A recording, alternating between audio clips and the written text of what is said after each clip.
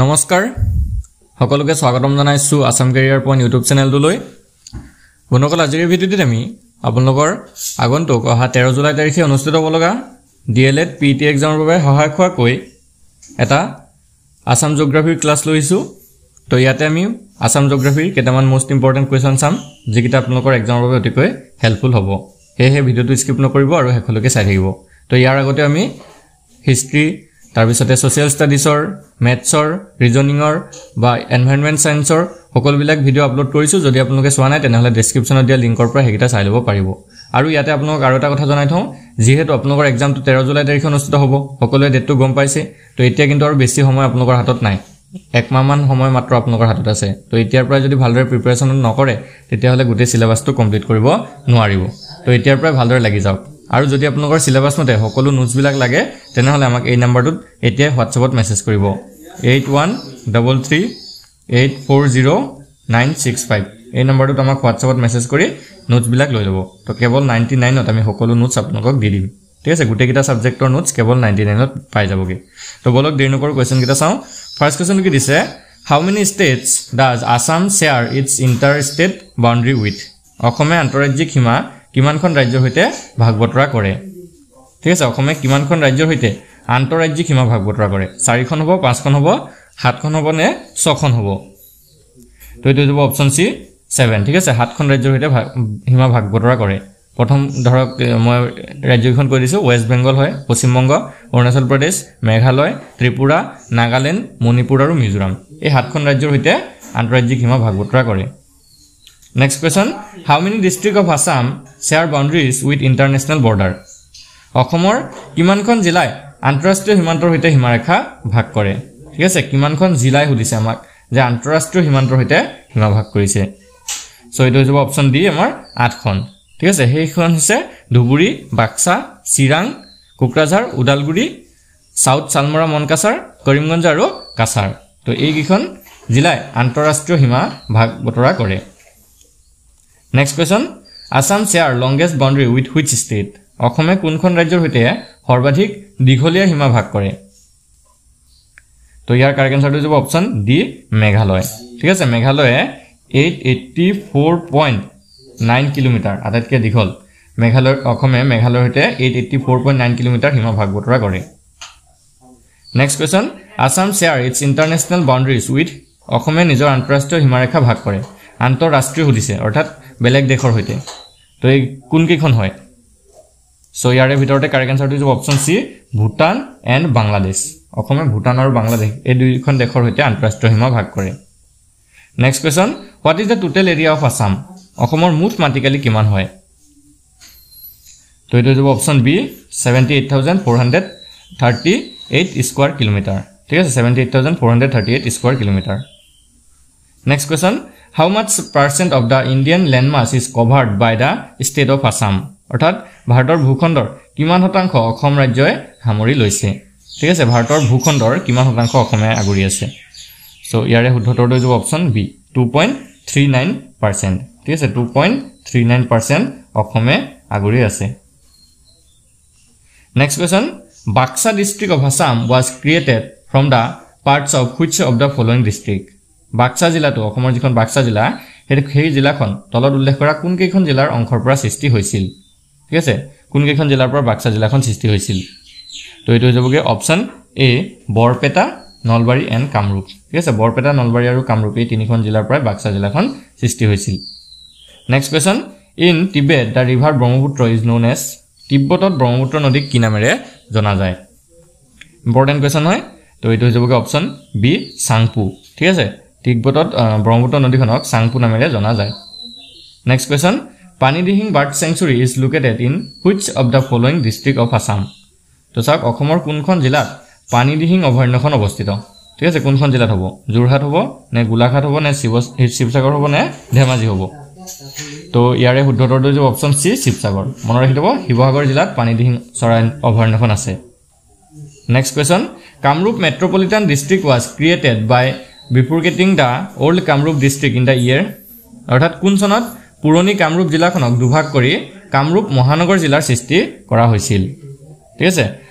কোন চনত কামৰূপ যিখন পুৰণি কামৰূপ জিলা আছিল তাক দুভাগ কৰি দিয়া হৈছিল আৰু কামৰূপ মহানগৰ জিলাখনৰ সৃষ্টি হৈছিল তো এটো হ'ব অপচন এ 2003 ঠিক আছে 2003 চনত এটো দুভাগ কৰা হৈছিল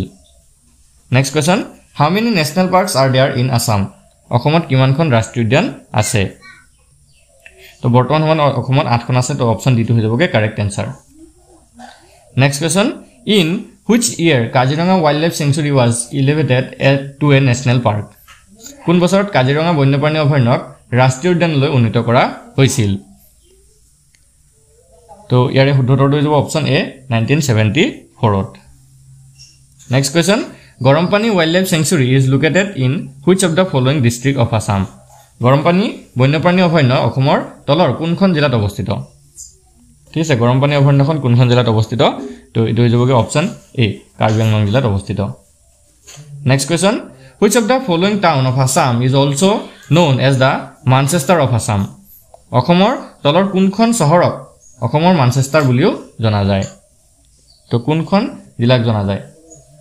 ঠিক আছে বা কোনখন চহৰক জনা যায় তো এটো হৈ যাবগে অপচন বি শুৱালকুছি ঠিক আছে জিলা নহয় এটো ঠাই হ'ব এটা তো শুৱালকুছি ঠাইখনক অসমৰ মানচেষ্টাৰ বুলিও জনা যায় next question the Patkai Bam Range makes boundary between Patkai Bam Range কাৰ মাজত সীমা নিৰ্ধাৰণ কৰে তো ইয়াৰ শুদ্ধটো option D India and Myanmar তো এটো মনত ৰাখি দিব ইণ্ডিয়া আৰু ম্যানমাৰ অৰ্থাৎ ভাৰত আৰু ম্যানমাৰৰ মাজত পাটকাই বাম ৰেঞ্জে সীমা নিৰ্ধাৰণ কৰে next question terracotta industry in Assam is located in which of the following districts অসমৰ টেৰাকোটা উদ্যোগ তলৰ কোনখন জিলাত অৱস্থিত তো টেৰাকোটা উদ্যোগ কোনখন জিলাত আছে এটো দিছে এটো হৈ যাব অপচন সি ধুবুৰী জিলাত আছে next question the largest tributary of the Brahmaputra river is অৰ্থাৎ ব্ৰহ্মপুত্ৰ নদীৰ সৰ্ববৃহৎ উপনৈখন কোনখন হয় তো फ्रेंड्स ইয়াৰ ৰাইট আনসাৰটো অপচন বি সুবনশিৰি ঠিক আছে মনত ৰাখি থব ব্ৰহ্মপুত্ৰৰ আটাইতকৈ ডাঙৰ উপনৈখন হৈছে Subansiri next question how much percent of total geographical area of Assam is covered by forest অসমৰ মুঠ ভৌগোলিক অঞ্চলৰ কিমান শতাংশ বনাঞ্চলে আৱৰি আছে তো ইয়াৰে ভিতৰতে তো ইয়াতে আমি আৰু এটা অপচন বনাই দিছো ই অপচন এটো 35.28% হ'ব লাগে অপচন এটাত নাই সো এটো প্ৰায় 35.28% এটো ৰাইট আনসাৰ হ'ব ঠিক আছে এটো মনত ৰাখি থব যে অসমৰ মুঠ ভৌগোলিক অঞ্চলৰ 35.28% প্ৰায় 35.28% বনাঞ্চলে আৱৰি আছে সো এই পইণ্টটো মনত ৰাখি থব ঠিক আছে নেক্সট তো চাওক when was Kaziranga National Park declared as a World Heritage Site by UNESCO অৰ্থাৎ কাজিৰঙা ৰাষ্ট্ৰীয় উদ্যানক কেতিয়া ইউনেস্কোয়ে বিশ্ব ঐতিহ্য ক্ষেত্ৰ হিচাপে ঘোষণা কৰিছিল